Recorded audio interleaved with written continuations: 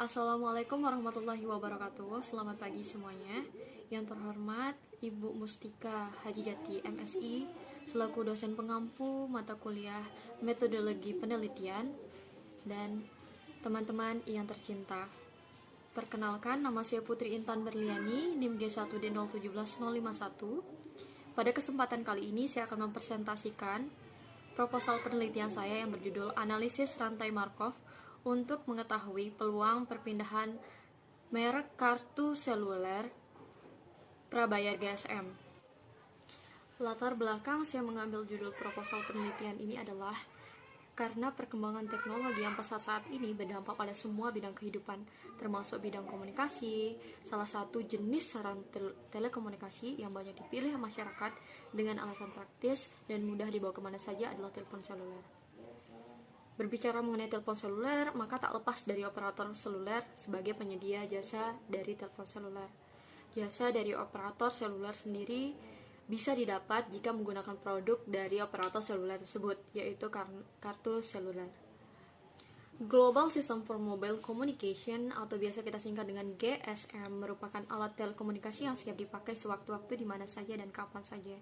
Persaingan ketat antar perusahaan kartu seluler telah menjadikan perusahaan kartu seluler berlomba-lomba memberikan tawaran yang menarik kepada pelanggan maupun calon pelanggannya dengan tujuan untuk menarik pelanggan sebanyak-banyaknya. Penjualan kartu prabayar dengan harga yang lebih murah dari nilai pulsa yang dikandungnya merupakan salah satu strategi perusahaan komunikasi untuk menarik konsumen. Tetapi dampak dari strategi tersebut adalah konsumen menggunakan sebagai kartu sekali pakai saja. Hal ini berakibat adanya pelanggan semu yang merupakan masalah bagi perusahaan telekomunikasi karena kartu yang sebenarnya masih aktif tetapi tidak dipergunakan lagi. Padahal registrasi nomor kartu tersebut masih tercatat pada sistem sehingga mengurangi kapasitas kerja layanan operator. Oleh karena itu, masalah penggantian kartu seluler ini harus diwaspadai agar pihak perusahaan telekomunikasi tidak menanggung kerugian yang lebih besar. Mengingat banyaknya pilihan merek kartu seluler yang ditawarkan di pasaran serta sering berubahnya selera konsumen, maka tidak jarang dalam kurun waktu singkat seorang pengguna berganti merek dari satu merek ke merek yang lainnya. Itu yang dinamakan brand switching. Nah, definisi dari brand switching ini adalah perpindahan merek yang dilakukan oleh pelanggan untuk setiap waktu penggunaan. Brand switching ini ditandai dengan adanya perbedaan yang signifikan antar merek. Dalam hal ini, konsumen tidak mengetahui banyak tentang kategori produk yang ada. Hal ini harus dicermati dengan baik oleh para pemasar agar perusahaan dapat mempertahankan dan meningkatkan pasar guna mengungguli para pesaing dengan produk atau merek yang ditawarkan. Adapun perhitungan peluang perpindahan merek dihitung menggunakan metode rantai Markov.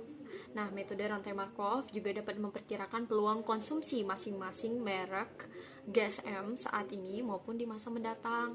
Nah, oleh karena itu penelitian yang akan dilakukan difokuskan pada perpindahan penggunaan merek kartu seluler prabayar GSM oleh para mahasiswa jurusan Matematika Fakultas MIPA khususnya yang menggunakan kartu seluler prabayar GSM saja sebagai alat komunikasi pribadi mereka.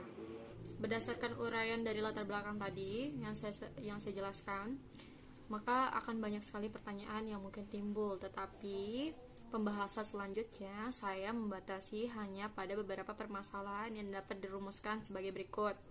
Yang pertama, faktor-faktor yang berpengaruh dalam pemilihan dan pembelian produk atau layanan kartu prabayar GSM. Dan yang kedua, bagaimana penerapan matriks probabilitas transisi rantai Markov untuk pencapaian pangsa pasar konsumen bagi masing-masing merek produk atau layanan kartu prabayar GSM pada mahasiswa jurusan Matematika Fakultas MIPA untuk periode sekarang dan waktu yang akan datang. Selanjutnya yaitu tujuan dari penelitian ini adalah yang pertama, menganalisis pangsa pasar konsumen bagi masing-masing merek kartu prabayar GSM untuk periode sekarang dan waktu yang akan datang.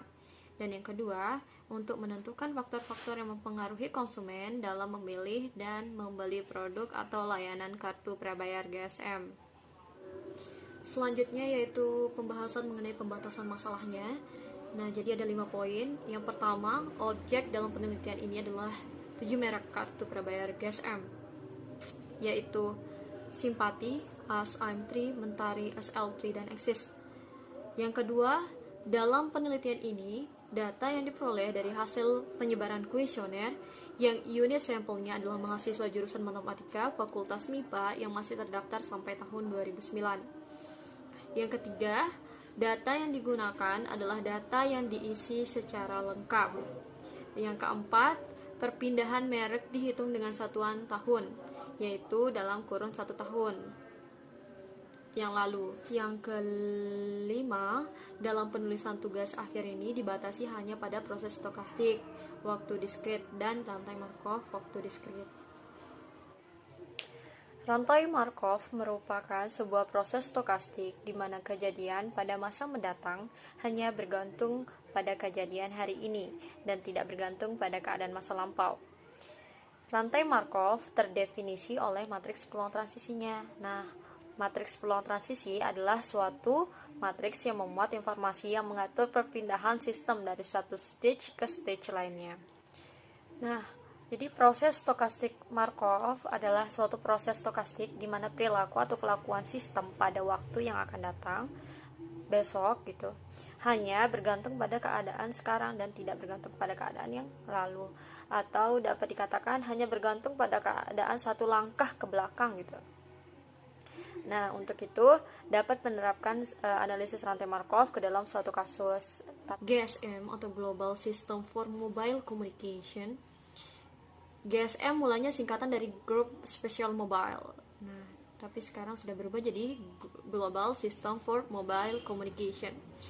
Jadi GSM ini adalah sebuah teknologi komunikasi seluler yang bersifat digital. Teknologi ini memanfaatkan gelombang mikro dan pengiriman sinyal yang dibagi berdasarkan waktu, sehingga sinyal informasi yang dikirim akan sampai pada tujuan. GSM dijadikan standar global untuk komunikasi seluler sekaligus sebagai teknologi seluler yang paling banyak digunakan orang di seluruh dunia. Selanjutnya menjelaskan tentang perpindahan merek atau brand switching. Jadi perpindahan merek atau brand switching ini adalah perpindahan atau peralihan merek yang digunakan oleh konsumen untuk setiap waktu penggunaan produk. Dalam menentukan pilihannya, konsumen selalu mempertimbangkan nilai maksimal yang akan mereka dapatkan dengan membeli suatu produk tertentu. Nah, perpindahan merek atau brand switching ini adalah saat di mana seseorang pelanggan atau sekelompok pelanggan berpindah kesetiaan dari satu merek sebuah produk tertentu ke merek produk lainnya. Nah, perpindahan merek atau brand switching ini merupakan fenomena yang sering terjadi pada berbagai pasar, terutama pasar persaingan sempurna di mana terdapat berbagai macam produk sejenis dengan harga yang bersaing, sehingga memudahkan konsumen melakukan pembelian bervariasi. Penjelasan selanjutnya adalah metode penelitian. Jadi pada langkah-langkah penelitian di sini, yang pertama yaitu identifikasi masalah. Nah, pada tahap ini tuh kita disuruh untuk mencari beberapa sumber pustaka yang mendukung dalam penelitian.